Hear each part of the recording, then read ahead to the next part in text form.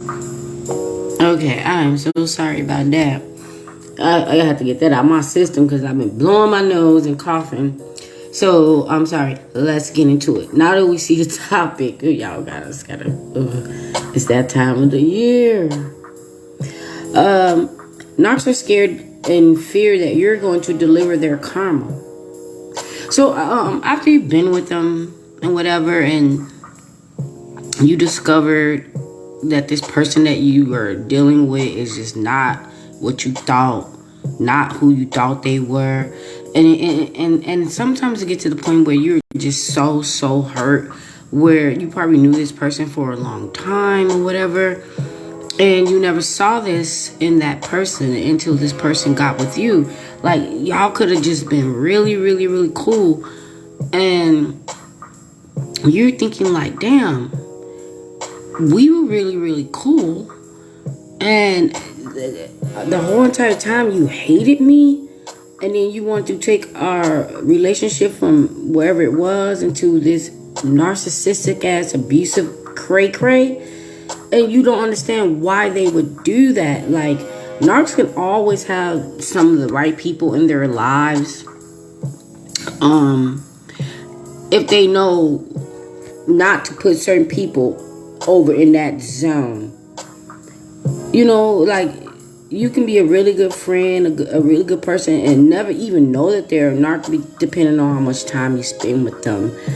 And you can always be that one person that they met, that they felt some type of way about, and they connected with you. But when they try to put you over into that other zone, that's them showing you that they don't give a damn about you. They always hated you, and they always wanted to get you over there so they can do what they wanted to do when you was always a good person to them. Let's get into it. So they fear you delivering, like DoorDash, like Uber, like deliver their karma. Like, they can been ordered DoorDash or Uber, and now they, put the leave at the door or hand to me or whatever. But they're scared because every time you hear the door knock or the doorbell, they're thinking it's their karma, but it could be their food. But karma could come in that food as well, depending on who delivered it. I'm just saying, don't ever deliver to a knock. You don't know if it's a knock when you get there and they knocking, or if you're the person that's delivering the food, they rude or don't leave you no tip. That's a knock. Okay. But they're always afraid that you're going to deliver that karma, and the only reason why they are afraid because they don't want anyone to know who they really are and the things they've done to people, and especially you, depending on who you are. And if you went out there and told people that know about you guys or your circle, it doesn't even really matter if it wasn't nothing to do with the narc in your circle. But your circle, your people know who you are, so they're going to feel some type of way, and they're going to go on beastie mode. That's why the narc always fear that karma, because they don't know what you're going to do, or what people that you tell happened to you going to do, or the people in their past. They don't know who's going to bring the karma. They don't know who's finna come back and clap back on their ass. They don't know. They just don't know. And so they always on alert. And I didn't put up the TikTok commercial trail. I'm gonna put it up, y'all. But I tried to keep my composure. I never did that before. I just could not stop laughing. But I wasn't trying to. Sometimes when I'm thinking something, I might say it, and sometimes I be thinking something and don't say it, and then I'm still responding to either or. So I'm gonna put that up because I can't even watch it again. Because if I watch it, I make myself laugh. You know how sometimes somebody can laugh and you don't even know what they're laughing at, but then you start busting up laughing because of the way they're laughing. Okay, so one, they don't want people to know what they did. They don't want that. You supposed to keep it a secret on how they abuse you. They so sick and nasty. They want you to keep it a secret of all the evil, nasty ish they ever did to you. But it's never a secret because they did it to so many people. And maybe some people do keep that secret. Maybe someone do keep that secret. Because maybe they feel that ashamed or whatever. But hell no. Hell no. Because nobody lives a perfect life. So people that tend to pretend that they have this perfect life and you admire them and you be like, oh, I love the whites over there because Mr. and Mr. White, Mrs. and Mr. White, they got the best this, best that, and that it's never, but you don't never know what's going on behind that closed door. They could be smiling, checking the mail. He's smiling more on the lawn, but you never know what's going on behind that closed door. Just like that Derek J. Got out there and did a whole thing and had a good platform of people that supported him with what he was doing, and the whole entire time he was the narc. That's the head narc. I don't got nothing to say about y'all self-aware narcs, because y'all got to put y'all self out there, just like us self-aware empaths that been with a narc, that's putting ourselves out there, explaining how we got duped and abused, and that can be an embarrassment. That can be an embarrassment. But when you get to that point where you don't even give a damn, God is the only one that you're worried about. So when you put yourself out there, you're not really giving a damn about what no one thinks. No, you actually are out there trying to help someone. This is the karma.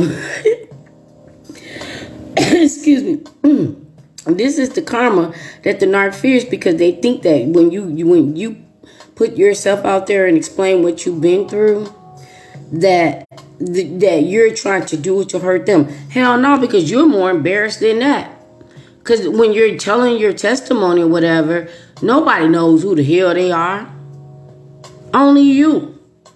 So you are actually the one that's putting yourself out there. So the karma that they're thinking that they're getting, even when you're putting yourself out there, ain't even their karma. Especially if don't nobody know who the hell they are.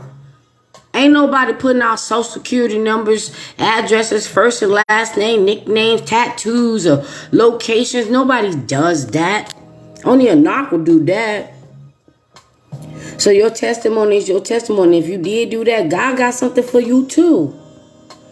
So they always fear that you're going to deliver their karma. Because mainly it's because you know something about them that you never knew before they put you over in that zone. You would have never. I known of several narcs that presented themselves as damn near Gandhi. And I wouldn't have never knew that they was the devil until they wanted me over in that zone. The devil.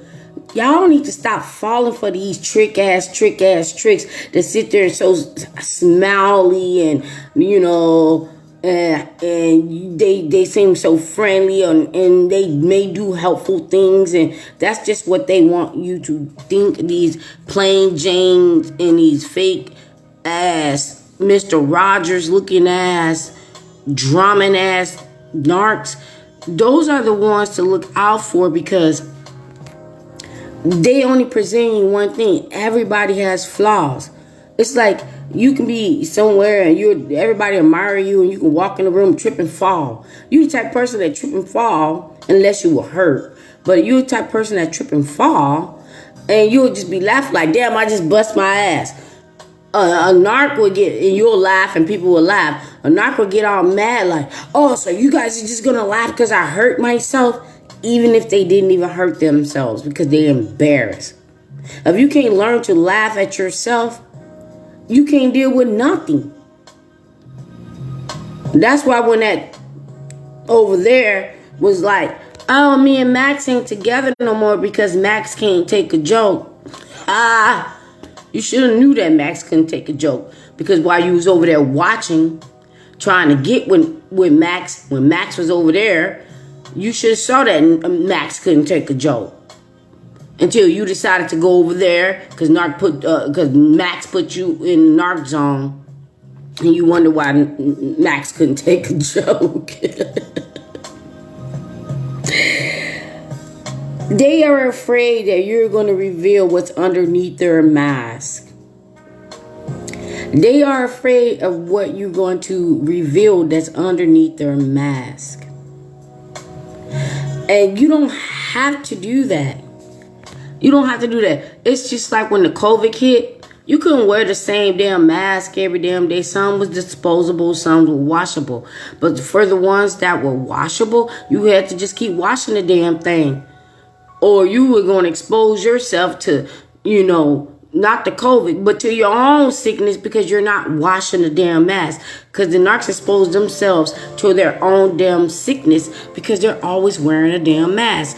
They're breathing in all the germs and toxicity that they projected through the mask. Never washed it, never changed it, never cleaned it, so it all came back in. So that's why they always feeling some damn type of way. That's why they always feeling like somebody, That's why they the ones that be walking on eggshells. So when they get to the point where you're feeling like you're walking on eggshells, you better wonder why they got you feeling like that, because they are, and they done something. Like I did in my analogy with the commercial trail, narc could have been the one and robbed the damn bank, hoping they get away with it.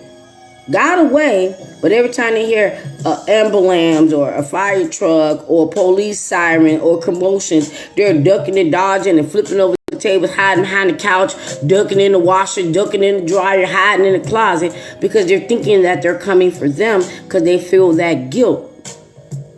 Now, I'm not saying that one day somebody ain't gonna knock on their door, be like, yeah, we identified your narc ass in the footage that you robbed the bank. They don't want nobody to know that they robbed the bank and you were the bank. You were the bank. You were what they didn't even have to steal. You were the money and the value of everything that they always wanted. But they didn't have to steal it. They had already got it when they got with you, but they didn't know what they had. So they're going around being the bank robbing, which means more supplies. Robbing and robbing and robbing, thinking that the next bank gonna have more money. Because when they robbed your bank, you might have had this amount of money, but it wasn't enough. So they robbed the next bank and the next bank. So now you wonder why they ass running around like the pink damn panther, hiding, trying to figure out if they can get away with it. But you're a pink damn panther. Who the hell can't see a big ass pink ass panther? Doodle around the damn corner. But they're always afraid that you're going to reveal their mask, that Cuban zirconian ass mask, which they were pretending that it was diamonds. Okay? They hate being embarrassed. First of all, this is the part that got me when I wrote this down, because there ain't gonna be that much said about it, but I wrote it down. These dumbass people. And I'm treading lightly when I say people. These dumbass things, narcs, they are so afraid of being embarrassed. That's the reason why they wear the damn mask, because they don't want to be embarrassed. They don't want to feel ashamed. They don't want no one to know. But how the hell that you are afraid to be embarrassed, narcs? When y'all are the most embarrassing thing in the world. Imagine those days that you was out there doing something with the narc or whatever, and the narc caused the scene. Or the narc did this or did that. They weren't embarrassed when they was doing it, but they were embarrassing. But in their stupid ass mind, they thought they was embarrassing you. Like the narc, you can be in the grocery store line checking out, and the lady or the man is ringing up all the groceries or whatever. So you might have put some things in the cart. And the narc may have put some things in the cart, so the narc's standing there watching it being rung up. So maybe now I'm gonna use it for example, but I don't eat pork. Maybe you put a pork roast in the cart and some other things to make a certain type of dinner with that. And narc was like, oh, I didn't pick this. You got this? Who else put it in the damn cart? Well, what are you gonna make with this? And What are you going to do with this? And when are we going to have this? Ain't that embarrassing?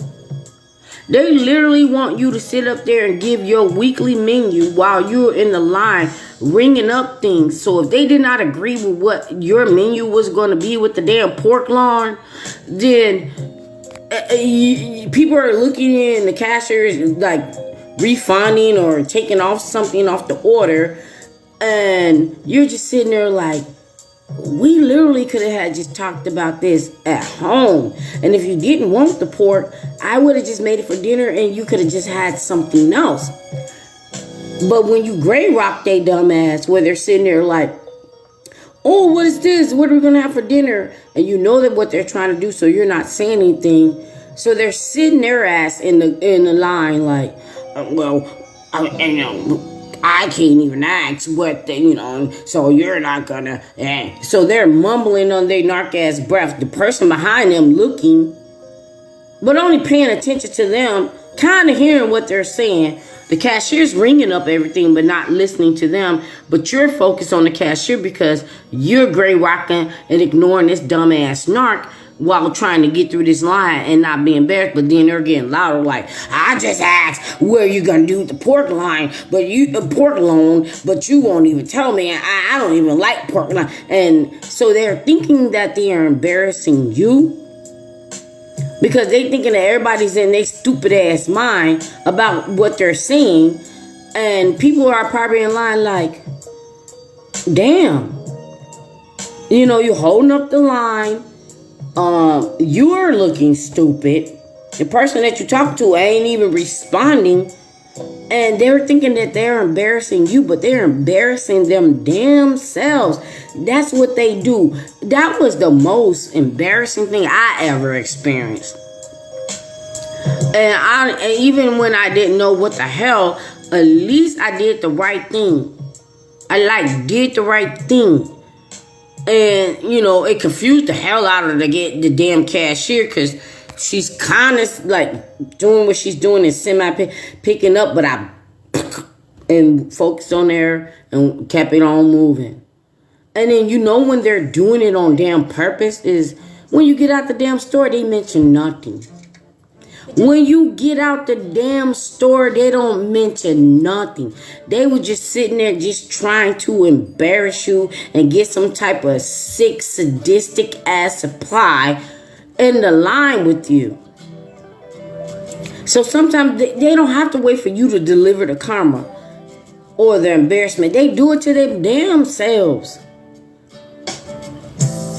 Like somebody was talking about the COVID, being with the narc during the COVID. That was the most embarrassing time. If you ever been with the narc during the COVID, that was the most embarrassing time. Because narcs don't like to be told what to do. They'll sit up in your face when you're just telling them like, you don't like that. I don't need you for this. You can't tell me what to do. But when they couldn't say that to someone, like when the COVID and the shutdown went down, where they couldn't personally say that to someone, of course you took the brunt of it. You were the fault of it. And you got abused of it. But when it first started and the reality of what was going on didn't click in with them, where it got to the point it was optional, then you had to mandate wear a mask, and then you had to mandate be locked down. The narc felt some type of way like, how dare you know I'm a narc? Nobody tells me what to do. Nobody tells me what to do. I'm going to do what I want to do. But when the law kicked in, some of them backed their ass up. Because you were just like the COVID and the mandate when you were just trying to stop them and prevent them from doing all the things that you just did not like. The cheating, the lying, and all the behavior that they were doing. You were kind of like the COVID. So when they stood in your face and they stood their dumb ass and told you, you can't, I don't need you, prove it. Prove them wrong. Be gone. And be like, okay. But they couldn't do nothing about that damn mandate. They couldn't do nothing about the lockdown. But if you were there, all they did was just abuse you about it because they couldn't get out there and trick off. Even when you were with them and you was just like, okay, it's something that's out there that they're saying that's going to kill us. So you not gonna be going out there cheating and bring us back this thing that can kill us. The hell that? Because they think they're invincible. The narc thought that they can go out there and sleep with anybody, pay for anybody, him, she, they, over there, over here, and come back home, and they felt some type of way because they felt like they beat the mandate, they beat the COVID, they beat the lie, they beat you, and they don't really know. They don't really know. And then if they did catch it, they blamed it on you. They blamed it on you. Being locked down with them things at that time, a lot of people had got free. A lot of people exposed the narc. A lot of people discovered the narc. A lot of people got aware. Thank God for the COVID, if that was what it was meant to do. Let go. But we're gonna. We're done. Cause I look. I added on to that because that was like a short topic. But we're gonna get on to the next one real quick. Why God allowed you to be with the narc and toxic people? Because when you discover what you've been through, you're not. Some people do. You question God. Some people don't. Cause I don't do that. I try to figure it out. But you'll be like, why? Why did you? What did I do so wrong that you allowed me to go through this, and you allowed me to get hurt this way? And if I did something so wrong to deserve this demonic abuse from this person, I'm sorry. But the little thing that you do not know, he was always right there. He was like, oh no, you the special one. You will not get attacked if you're not a special one. I had to put you through that. I had to put you in the washer through the wash cycle, or the soak cycle, the wash cycle, the rinse cycle, the spin cycle, the drain cycle, and with that thing until you was ready to go to the dryer. And my little sister word, but she couldn't say dryer. When you was ready to go through the yaya. So we're going to come back on the next video. We're going to talk about why God allowed that to happen. Why did God allow you to be with the narc? And you might have been with several narcs through your life, but all narcs are not the same. It takes that one that was the most. So, well, yeah, it took that one that was the most evilest that woke your ass up. But it was other narcs before that was leading you up to being prepared for the most evilest. So like I said before, I'm never just talking about one narc. Maybe I'm not even talking about any narcs. That got nothing to do with me. I'm talking about the topic. Okay. But like I said, narcs fear that you're going to deliver their karma. And why God allowed you to be with them. And believe me, it was for a greater purpose. See y'all on the next one. I'm so sorry that I had to come back in here, guys. But I'm trying to get over this. It's cold and my nose a little bit coffee, but I still feel good. Be blessed.